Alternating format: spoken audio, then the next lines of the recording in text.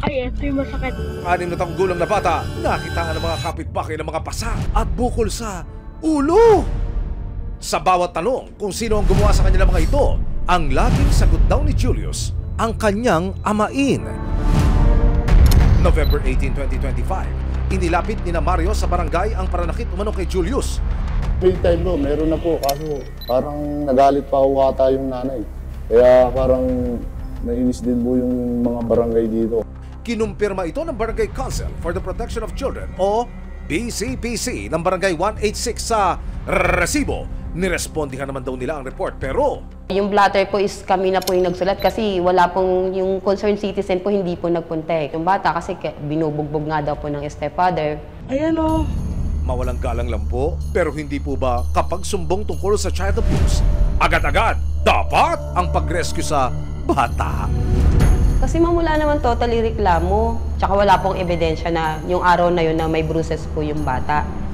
Ayon sa Rules and Regulations ng Republic Act 7610 o Special Protection of Children Against Child Abuse, Exploitation and Discrimination Act, hindi dapat lalampas sa 2 araw o 48 oras ang pag-aksyon ng mga otoridad sa anumang report ng child abuse. Oras na makumpirma na may pang-aabusong nangyari o nangyayari, kailangan ng ilagay sa protective custody ng mga otoridad o social worker ang minor de edad.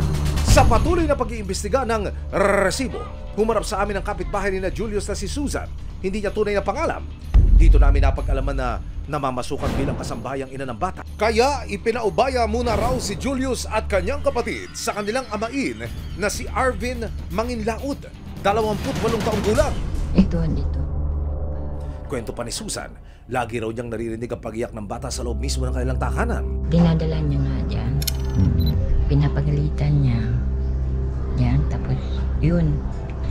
Yung pagkasuntok, iyaw siya. November 21, 2025, sa pag-asang kumustahin ang kanyang kalagayan, inabangan ng Recibo ang bata na lumabas ng paaralan. Pero hanggang sa uwian, nakalista ang lahat ng estudyante rito, walang Julius na lumabas sa eskwelahan. Isang bagay na mas ikinabahala ng Recibo at ng mga kapitbahay. Kaya naman sa parehong araw, November 21, 2025, kasama ang Recibo, idinulog na ni na Susan ang kanilang nalalaman sa Caloocan City Social Welfare Office o CSWDO tungkol sa nangyayaring pangmamaltrato umano sa bata. Ayan o. Nang makita ang mga Recibo, nagdesisyon ng mga social worker na magsagawa ng agarang rescue operation para kay Julius. May hiniing ka ba, sumbong o reklamo? Matapos humingi ng assistance mula sa lokal na pulis, May kakanta, dumaan din ang social worker sa barangay. may solusyon.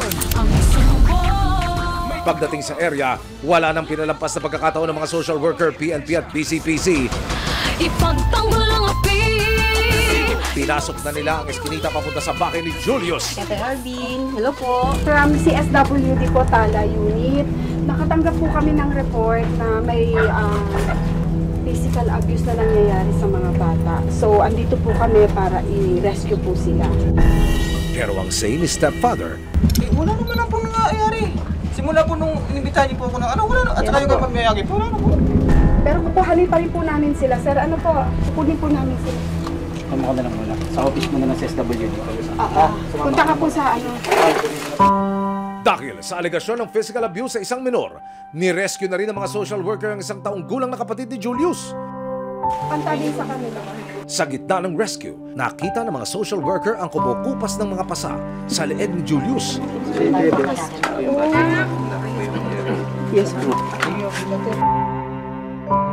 Dinala ang mga bata sa opisina ng CSWD para sa mas malalim na assessment.